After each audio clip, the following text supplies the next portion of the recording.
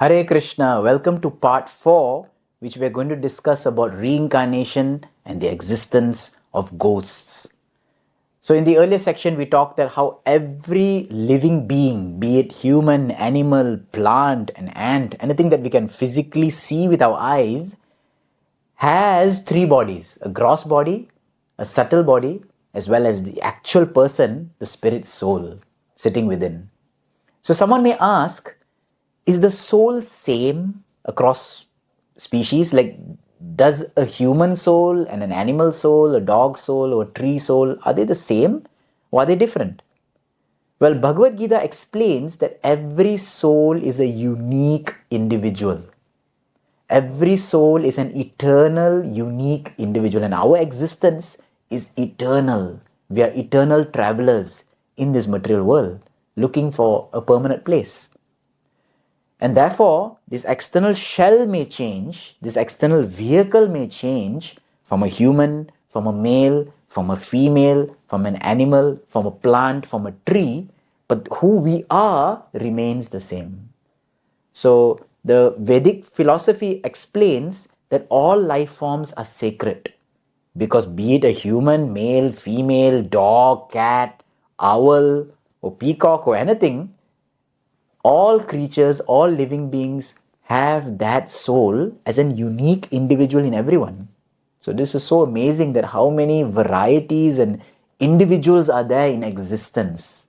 So then taking this further, if the same quality, not the same personality, but the same quality of Sat Chit Ananda soul is within me, within a tree, or within a cat, but we all exhibit different degrees of consciousness. I can't say that I'm same like a cat or I'm the same like a tree. Why is this so? So the Vedas explain that although the soul is similar in quality across all species, but the covering they are in, the gross body that it is inhabiting in, limits its consciousness. So there are 5 levels of consciousness. The first is Achadita Chetana. Chetana means consciousness. Achadita Chetana means covered consciousness. These are consciousness of plants and immovable living beings where they can't move. So they are alive, but their response is very limited. So this is called Achadita Chetana. And then you find Sankuchita Chetana. Sankuchita means it is covered consciousness. So this you'll find in animals who work only looking for food, only looking for shelter, the basic necessities of life. Then you find Mukulita Chetana, where it's a budding form. This you find in humans who live just to find basic necessities of life. They work in societies, live in communities, but again it's the same eating, sleeping, mating and defending activities. Not so much interested in higher thought or philosophy. From this Mukulita Chetana, then actually you find Vikasita Chetana. The Vikasit Chetana are those who have expanded consciousness. Humans again, but this time they feel a higher purpose in life. They do yoga, they become yogis, they become seekers, they become, spiritual travelers, and they actually are looking for the meaning of life. These are known as Vikasita Chetana. Their consciousness is a little expanded. And then the 5th is Purna Vikasita Chetana, those whose consciousness are completely expanded, those who actually understand the purpose of life, the meaning of life, and actually have developed love and service towards the Supreme. They have perfected their lives.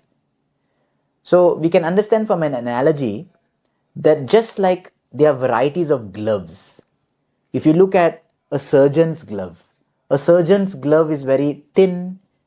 And then if you take, for example, a biker's glove or a baseball mitten, a catcher's glove, right? They are all gloves, they are all coverings, but they have different degrees of freedom, different degrees of covering and sensation and touch. So for the spirit souls, the jivas, which are encased in an immovable body like a tree, they are compared to the baseball mittens, which is very hard. You can't move the fingers and there's a limitation. There's not much feeling to it. The hand placed into that mitten, hand is a hand, But if it's placed in that mitten, it can't move. It can't feel much. Take out that same hand, that spirit soul, and put it into, for example, a biker's glove. It has more movement, but not so much feel. So that is like if he achieved the body of, let's say, an animal. And that same hand, again, spirit soul, now placed into a dentist or a surgeon's glove, which has a lot of feel, a lot of movement. So that is like having the human form of life, where you have more access and flexibility. Consciousness is even more. So therefore, the same soul, but when it's encased in different bodies, bring out a different effect. Now let's discuss another topic about ghosts. What are ghosts then? The yoga philosophy simply explains that if the gross body is broken, but the soul is then still trapped in its subtle body, it moves around this world in the form of what we call as a ghost. So ghosts are that which we cannot actually physically perceive, but they are moving around, the soul is moving around, just trapped with its mind, intelligence and false ego. It is a very, very painful state. The Vedas, the Shastras explain that it is actually a state of punishment for those who, for some bad reasons commit very bad or grave sins, especially like suicides, those who have untimely deaths into a very bad condition, they end up being trapped in a ghostly existence. Their material body is broken. Either they were, because of some suicide, they didn't want this body, they rejected this body is destroyed. And then still the soul moves around, trapped in mind, intelligence and false ego. And this is very painful. This is not fun, because the mind has a lot of desires. The mind says, oh, see that wonderful pizza, let's eat it. But when you don't have a physical body to eat it, it's very, very frustrating. And therefore, ghostly form is filled with frustration because so much desires are there. They see everything, they like everything, they feel hunger, they feel thirst, they feel a desire to enjoy, but they can't because they do not have a physical body. And therefore, it's a punishment for some time. Before then, the soul again moves on. Moves on where? That brings to our third discussion about reincarnation. Reincarnation, how does it happen? Well, based on the Bhagavad Gita, reincarnation happens for 2 points. 2 reasons how reincarnation takes place. One is based on desire.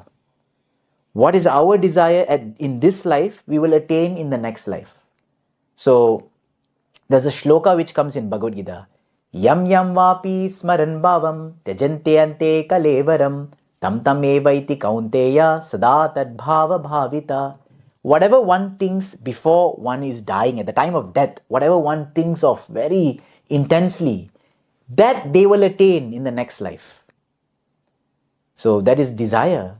Or someone may say that, let me live a life of sin and at the end I'll just desire that let me be a great person. Will I achieve it? That comes our second point.